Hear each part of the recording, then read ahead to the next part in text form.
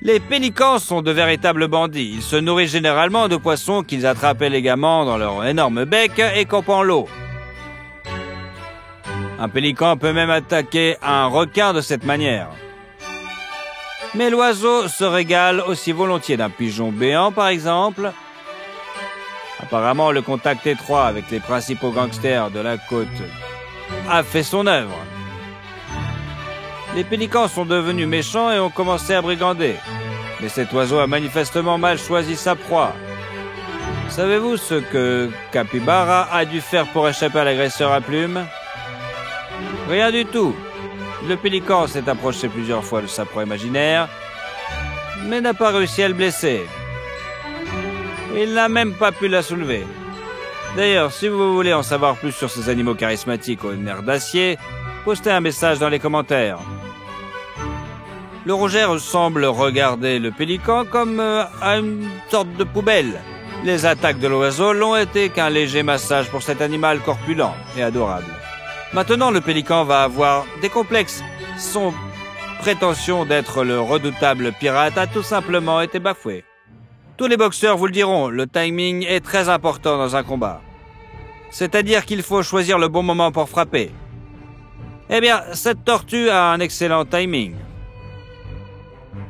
Face à la curiosité malsaine d'un cheval, le reptile se met sur la défensive. Puis frappe au seul moment opportun avec son bec acéré. La tortue n'est même pas affectée par la ruée d'un gros chien, ni par l'assaut d'un cheval. Mais lorsqu'elle contre-attaque, son coup de foudre sème la panique chez les animaux des dizaines de fois plus gros. Regardez la panique dans laquelle ce reptile a plongé ses adversaires. On dirait que nous avons trouvé un combattant pour qui la différence de taille n'est pas un obstacle à la victoire. On se demande si cette tortue pourrait provoquer une crise cardiaque chez un éléphant. Qu'en pensez-vous? Répondez dans les commentaires. Ne vous approchez jamais d'un cheval ou d'un zèbre par l'arrière. Cela pourrait avoir des conséquences très désagréables. Vous n'y croyez pas? Apprenez donc en observant les erreurs des autres. La lionne a choisi d'ignorer cette leçon et a reçu un double coup de sabot en pleine mâchoire. Au lieu d'un dîner, sa chasse s'est terminée par un KO. Elle est tombée de façon spectaculaire. Un puissant coup de hanche de zèbre a tout simplement mis le prédateur hors d'état de nuire. Pour la plupart des animaux, être pris dans les mâchoires d'un crocodile est une fin effrayante. Pour cette tortue, c'est là qu'elle ressemble à une fille qui a un mauvais rendez-vous. Elle attend que ce soit fini pour qu'il s'en aille et qu'elle puisse profiter du dîner qu'elle a commandé. Elle n'est visiblement pas impressionnée par le crocodile. Il était capable d'avaler une tortue aussi grosse en entier. Et bien que la force de compression de ses mâchoires soit énorme, la carapace n'a aucun mal à résister à tous ses assauts. La tortue semble même s'éloigner avec un certain dédain. « Quoi, Jack? C'est le mieux que tu puisses faire ?» Je m'attendais à un peu mieux quand même. Le crocodile était également choqué. Ses mâchoires ne l'ont jamais laissé tomber auparavant. Mais, qu'a dit Stark?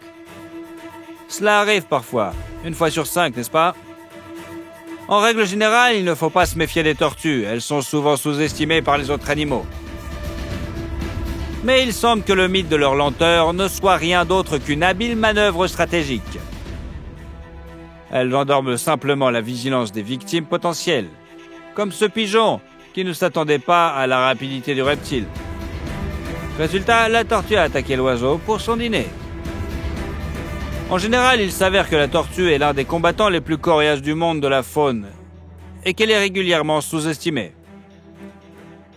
Ce canard nageait avec ses poussins lorsqu'une tortue carnivore a décidé d'attaquer l'un d'entre eux. L'oiseau adulte a immédiatement pris la défense du bébé, ce qui est tout à fait naturel. Mais il a commis l'erreur d'attaquer la tortue de front. Bien que le reptile soit beaucoup plus petit, son bec s'avère si puissant que la tortue saisit immédiatement son adversaire et la frappe comme un chiffon. Le bébé a pu s'échapper car la tortue s'est tournée vers sa mère. Noyer le canard est une idée très difficile à mettre en œuvre. Mais la tortue s'est montrée têtue et cruelle. Elle a enroulé l'oiseau et ne l'a pas lâché pendant si longtemps que le canard était épuisé. et il ne pouvait rien faire contre un adversaire aussi blindé. L'oiseau a probablement survécu et a pu retrouver sa famille. Mais il se souviendra, je pense, toujours de ce combat. C'est sûr. Les tortues sont de féroces combattantes. Ce reptile n'essaie pas de manger le chien, la différence de taille est trop grande. La tortue ne chasse pas un énorme serpent. Elle voit simplement quelqu'un qui l'ennuie et se précipite dans la bataille. Il semble que ces deux reptiles puissent parfois oublier leur faim et abandonner leur nourriture pour donner une leçon à leur ennemi. On dit qu'un samouraï n'a pas de but, non? Seulement un chemin.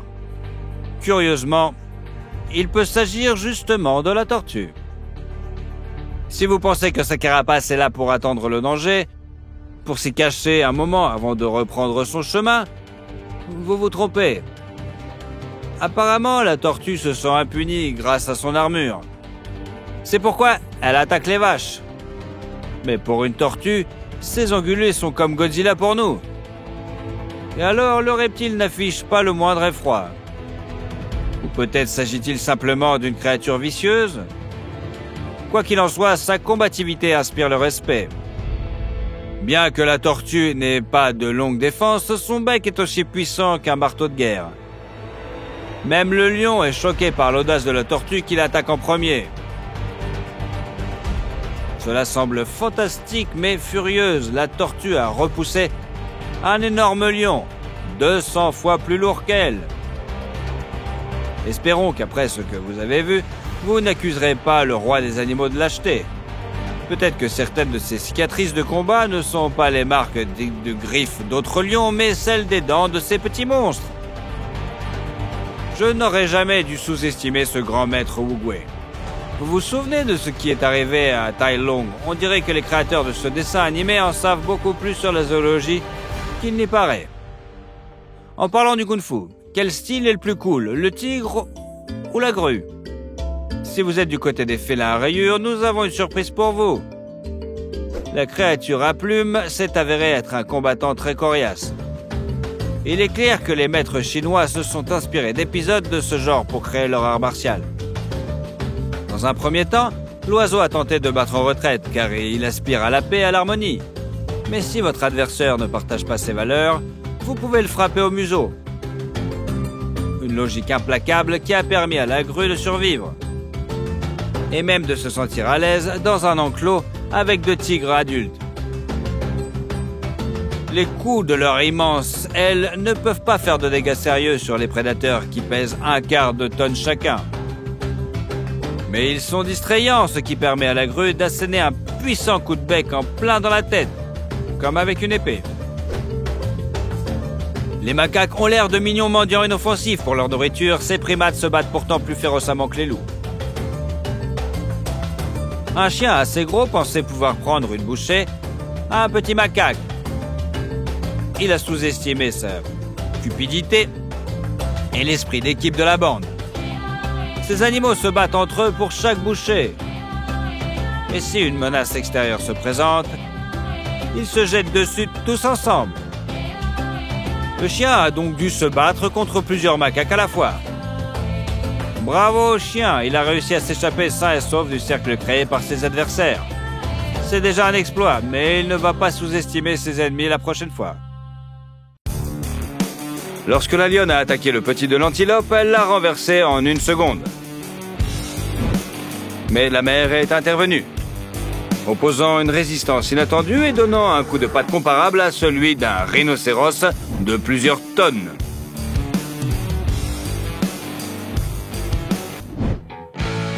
La compétition entre les ours et les loups dans la nature fait d'eux de véritables ennemis. Ils s'attaquent souvent l'un à l'autre pour s'emparer d'une proie, même s'ils risquent de se blesser gravement et de mettre leur vie en danger. Expulser un prédateur d'une autre espèce, comme un loup ou un ours de son territoire, signifie que l'ours et le loup auront plus de proies. Les ours sont incroyablement forts et les loups sont nombreux, de sorte que leur rivalité se déroule généralement à armes presque égales. Mais ce n'est pas le cas ici. L'ours s'est retrouvé entouré d'une meute de loups. Attention, la femelle est beaucoup plus petite que le mâle, et bien qu'elle dépasse le loup, elle n'apparaît pas comme un géant par rapport à lui. Néanmoins, sa rage suffirait à plusieurs mâles aguerris. Tout cela parce que ces oursons sont à proximité. Les oursons ne sont plus des petits paquets de fourrure sans défense, mais face aux loups, ils sont absolument sans défense. C'est pourquoi la femelle les protège courageusement et disperse facilement les loups. Les prédateurs gris intelligents encerclent la famille d'ours, resserrent l'anneau et tentent de séparer l'ours de ses petits afin que, pendant que la mère est occupée à combattre un ou deux loups, les autres puissent attaquer les petits. Mais l'ours agit trop vite. Les loups ne s'attendent certainement pas à une telle vitesse de réaction de la part d'un prédateur plus lourd. Les loups sont également des parents très dévoués. Cette louve veille sur les petits qui sont nichés au fond de la tanière et se reposent paisiblement derrière leur maman. La tanière du loup est un lieu où il règne en maître. Voyez comment les autres membres de la meute sont obligés de se soumettre à la louve qui protège sa progéniture. Elle est prête à prendre à la gorge n'importe qui. Cela ne vaut pas la peine de déranger davantage une mère aussi loyable. L'accouchement est une épreuve difficile pour tout être vivant. Mais cette jument, juste après avoir donné naissance à un poulain, n'a pas eu une seconde pour récupérer ou faire connaissance avec son petit. Au lieu de cela, le cheval a dû se rappeler ses leçons d'autodéfense et protéger le poulain nouveau-né d'un étalon enragé. L'énorme et brutal mâle voulait simplement piétiner le petit pour s'accoupler avec la jument lorsqu'elle sera à nouveau en chaleur. Est-ce cruel? Certainement, mais les chevaux ne sont pas les animaux les plus doux. Heureusement, la jument n'était pas moins agressive que l'étalon et bien plus motivée. Presque immédiatement après la mise à bas, elle a réussi à résister à l'animal plus agressif et à sauver sa progéniture. Pour ce faire, elle a utilisé toutes ses capacités. Elle a repoussé l'agresseur d'un coup puissant, a tenu bon et était prête à lui planter ses dents dans la gorge. Il est intéressant de noter que le cheval qui est venu en aide a également fait un effort pour protéger le poulain. Il s'agit probablement du père du poulain. Le petit a bien été protégé. Le premier jour de sa vie s'est avéré tendu, mais on peut espérer que plus personne n'osera s'en prendre à lui. Sa mère a donné une bonne leçon à l'agresseur. Les léopards mènent principalement un mode de vie solitaire et ne forment des couples que pendant la saison des amours. Par la suite, la femelle élève ses petits de manière indépendante. Ce mâle a non seulement pénétré dans les territoires de la femelle, mais il s'est également approché trop près de sa tanière. Les petits attendent leur mère. Il n'est pas leur père et représente donc une menace sérieuse pour eux. Peut-être voudrait-il s'en débarrasser discrètement pour s'accoupler avec la femelle et devenir le père de sa future progéniture. Mais le plan astucieux du mâle a échoué. La femelle a remarqué le mâle au dernier moment et a sprinté pour l'intercepter. Elle réussit à attaquer le plus grand léopard avant qu'il ne puisse faire quoi que ce soit d'irréversible. La fureur de la mère était immense. Les léopards mâles sont environ 20% plus grands que les femelles. Vous pensez que c'est peu? Imaginez alors un boxeur poids lourd face à un boxeur poids plume. Pouvez-vous deviner le résultat? Ici, la femelle a subi une série de coups plutôt violents. Mais l'amour maternel multiplie ses forces. Voyez comment cette chatte défend courageusement sa tanière avec ses petits. Le mâle regrette déjà d'avoir osé s'approcher de ses petits. La femelle l'a combattu à quatre pattes, se couchant sur le dos, saisissant avec les griffes, tirant vers le visage pour mordre la gorge. Devant une telle résistance, le léopard s'éloigne de la mère courageuse qui a sauvé ses petits.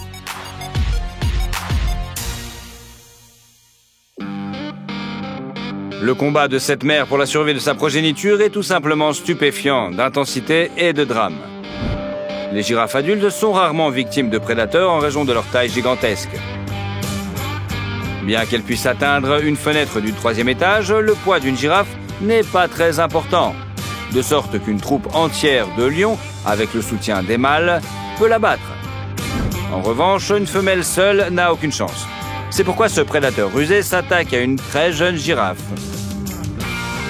La lionne a reçu à faire fuir la plupart des membres de la famille girafe et seule la mère monte courageusement le garde autour de son petit. Mais il y a un problème. La lionne a trouvé le terrain de chasse idéal. Il comporte des crevasses, des trous et des interstices étroits et très escarpés. Ils sont recouverts de végétation et entourent la femelle girafe et son petit. On a l'impression qu'ils disparaissent soudainement sous terre. Mais en réalité, la lionne a habilement effrayé le petit de la girafe qui a trébuché et est tombé dans une crevasse profonde et étroite du sol. La mère ne peut pas descendre à cause de ses trop longues pattes. Le petit est en état de choc, il a heurté le sol de plein fouet. Dans un tel état, le lionceau est totalement impuissant face à la lionne. La prédatrice attaque sans effort et le renverse dans un endroit inaccessible à la mère du petit. La lionne saisit la gorge de la girafe et l'entraîne loin des caméras, comme pour dissimuler les conséquences de ses actes. Néanmoins, achever le petit à cet endroit, dans la partie étroite de la fosse, ne convient pas à la lionne. Elle le saisit à la gorge et le traîne vers un endroit plus large. Apparemment, la féline prédatrice pense que la mère du petit est partie depuis longtemps. En effet, cet affrontement a duré très longtemps et les chances que le petit soit encore en vie étaient minimes. Mais la lionne a sous-estimé l'attachement de la mère girafe à sa progéniture. Il s'avère qu'elle était à l'affût de la lionne depuis tout ce temps. Lorsque la féline prédatrice a traîné le petit jusqu'à un endroit où la girafe adulte pouvait s'installer, la femelle s'est immédiatement portée au secours du petit. Regardez, le petit respire et cligne des yeux. Il est en état de choc, il souffre, mais il est vivant. Apparemment, la lionne n'a pas eu le temps de lui écraser la trachée ou de rompre des vaisseaux sanguins importants. C'est ce qui l'a sauvé. Ainsi que la loyauté de la mère, bien sûr. La femelle s'est jetée sur la lionne, la repoussant facilement, puis a pris sa progéniture sous sa protection. Ces retrouvailles ont donné de la force au petit. Il a réussi à se mettre debout. Une scène de sauvetage incroyablement touchante où tout s'est bien terminé grâce à la force, mais aussi à la patience et à la confiance en l'avenir.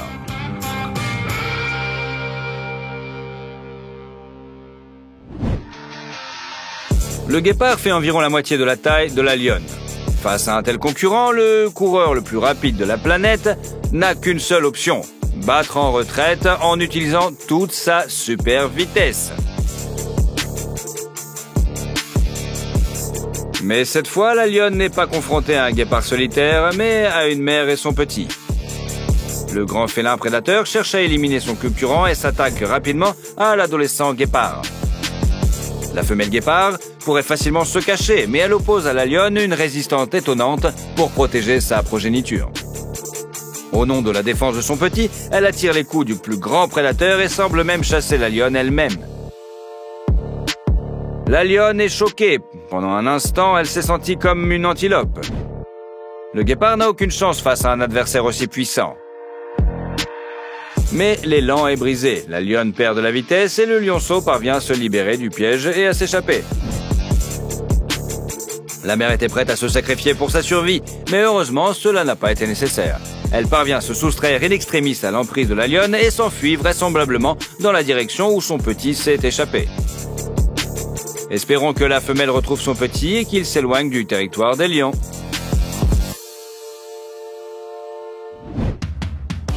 Les lions sont également d'excellents parents. En général, tous les membres de la troupe s'occupent des petits, mais surtout la mère et le père. Dans ce cas rare, la lionne n'a pas fait preuve de suffisamment de tendresse envers ses neveux et nièces.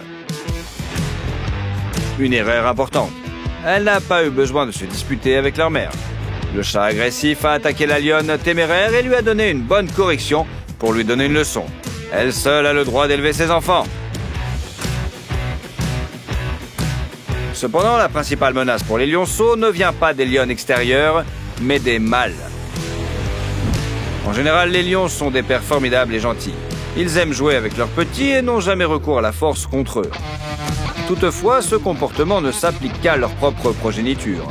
Lorsqu'un nouveau lion prend la tête d'une troupe, il recherche et élimine tous les petits de l'ancien chef. C'est la seule façon pour lui d'établir sa domination. Les lionnes tentent parfois de résister, mais l'envahisseur agit de manière sélective en ciblant les tanières où il n'y a pas de lionne ou une seule. Le mâle étant environ 2 fois plus grand que la femelle, celle-ci ne peut pas protéger seule sa progéniture. Mais voici une situation tout à fait différente. Le conquérant a fait un mauvais calcul et s'est retrouvé face à des lionnes qui défendaient collectivement leurs petits. Se confronter à ces mères enragées est une grave erreur. Le mâle est très puissant, mais la fureur des lionnes le fait vaciller et reculer. 3 lionnes se lancent immédiatement à l'assaut du mâle solitaire. Le son intimidant de leur rugissement résonne dans la savane tandis que les lionnes de poids lourd s'échangent des coups dévastateurs. Puis les autres lionnes se joignent à la bagarre. Le lion ne peut pas résister, elle l'entoure et le domine. Chaque fois qu'il tente de contre-attaquer, l'une des lionnes l'attaque par derrière. Il doit battre en retraite. Les lionceaux sont en sécurité. Espérons qu'il en sera toujours ainsi. Les lionnes ne peuvent pas garder les lionceaux en permanence. Soit leur père revient pour protéger les lionceaux pendant que les lionnes chassent, soit elles doivent s'occuper de ce mâle pendant qu'elles sont encore la supériorité numérique.